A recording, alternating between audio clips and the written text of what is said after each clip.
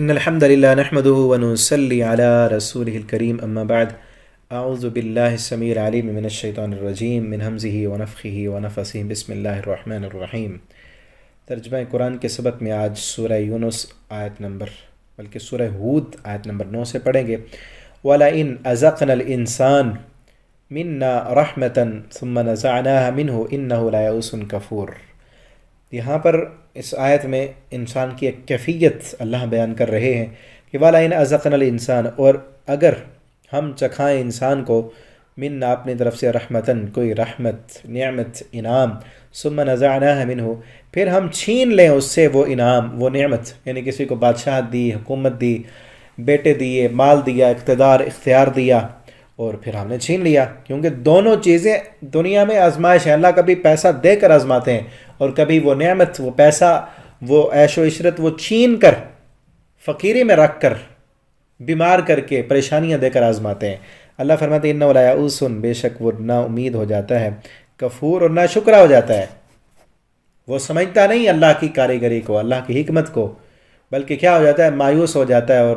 اللہ کی ناشکری کرنا شروع کر دیتا ہے۔ اور بلکہ آگے سورہ فجر میں اللہ کہتے ہیں جب ہم آزمائیں اور اس کا رزق تنگ کر دیں تو پھر انسان کہتا ہے کہ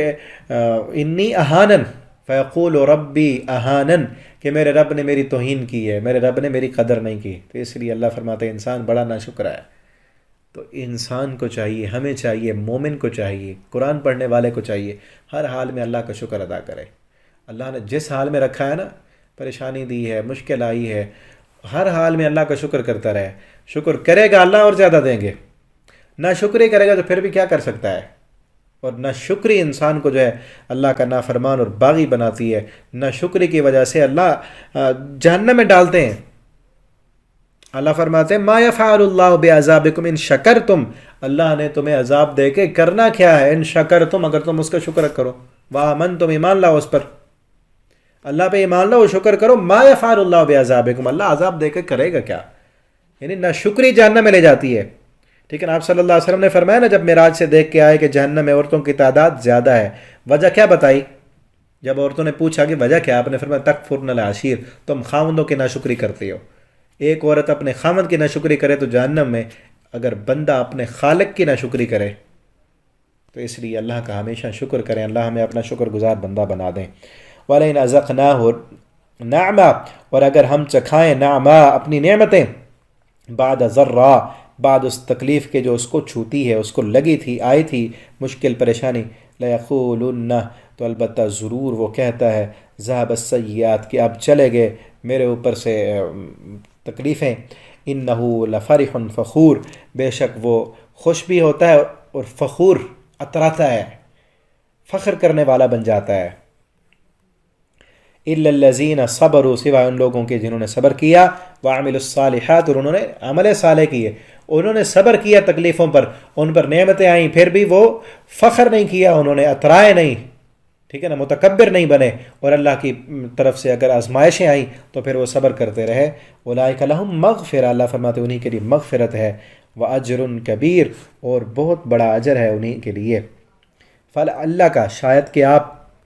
تارکن، چھوڑ دینے والے ہیں، بعض ما یوحی الیک، بعض وہ چیزیں جو آپ کی طرف وحی کی جاتی ہیں، وضائقم بہ صدرک، اور تنگ ہوتا ہے ان کے ساتھ آپ کا سینہ، ان یقولوا، یہ کہ وہ کہتے ہیں، لولا انزل علیہ کنز، کہ اس پر خزانہ نازل کیوں نہیں ہوا۔ آپ صلی اللہ علیہ وسلم سے کہا جا رہا ہے کہ وہ مشرکین مکہ جو مطالبات کرتے ہیں، ان کا مطالبہ تھا کہ یہ پہاڑ جو ہیں یہ سونے کے بنا دو، ٹھیک ہے نا، آپ کے لیے ایک محل ہونا چاہیے، یا آسمان پر سیڑھی لگا کے اوپر چڑھ جاؤ، اس طرح کے وہ مطالبات کرتے تھے، اور آپ صلی اللہ علیہ وسلم کا سینہ ان کی باتیں سن کے تنگ ہوتا۔ اللہ فرماتے ہیں کہ آپ ان کے مطالبات پر جو ہے آپ کا تکلیف ہوتی ہے، آپ کا سینہ تنگ ہوتا ہے، اسی لیے کہ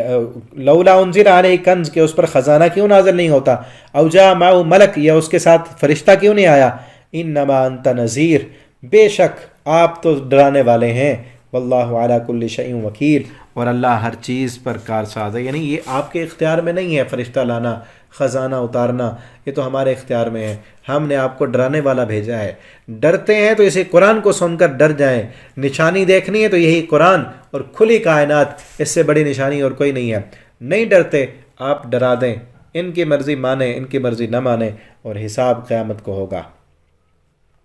ام یقولون افطرا، کیا وہ کہتے ہیں افطرا کہ اس کو گھڑ لیا ہے؟ وہ کہتے ہیں کہ محمد صلی اللہ علیہ وسلم نے اس قرآن کو اپنی طرف سے گھڑ لیا، بنا لیا۔ قل، آپ ان سے کہیں فَأْتُوا بِعَشْرِ سُوَرٍ مِثْلِ، آپ بھی لاؤ بعشر سور 10 صورتیں مثلی اس جیسی، تم بھی تو عربی ہو۔ پچھلی صورت میں ہم پڑھ چکے ہیں ایک آیت کا چیلنج کیا گیا کہ ایک آیت بنا کر دکھاؤ، یہاں پہ ہے کہ تم بھی اس جیسی 10 صورتیں بنا لاؤ، مفتریات، گھڑی ہوئی، وَدُعُوا مَنِ اسْتَطَعْتُمْ، اور بلا لو تم ان کو جن کی تم طاقت رکھتے ہو، جتنے بھی تمہارے ہیلپر ہیں نا، تمہارے اتحادی جو بھی ہیں، سب کو بلاؤ، من دون اللہ، اللہ کے سوا، ان کنتم صادقین، اگر تم اپنی اس بات میں سچے ہو کہ محمد صلی اللہ علیہ وسلم نے یہ قرآن اپنی طرف سے بنایا ہے، تم بھی عربی بنا کر دکھاؤ اگر تم سچے ہو۔ نہیں بنا سکتے تو پھر مانو تم جھوٹے ہو، اور اگر تمہیں ڈر ہے آخرت کا اور ذرہ برابر بھی دل میں اگر کوئی خیر باقی ہے تو آ جاؤ، مسلمان بن جاؤ، دنیا و آخرت سمجھ جائے گی۔ اللہ ہمیں قرآن پڑھنے، سمجھنے، اس کے مطابق زندگی بسر کرنے کی توفیق دیں۔ آپ آن لائن پڑھنا چاہتے ہیں، اگر اپنے بچوں کو پڑھانا ہے تو آپ رابطہ کریں، نیچے واٹس ایپ نمبر لکھا ہے، آپ کو انشاءاللہ استاد فراہم کریں گے۔ والسلام علیکم ورحمۃ اللہ۔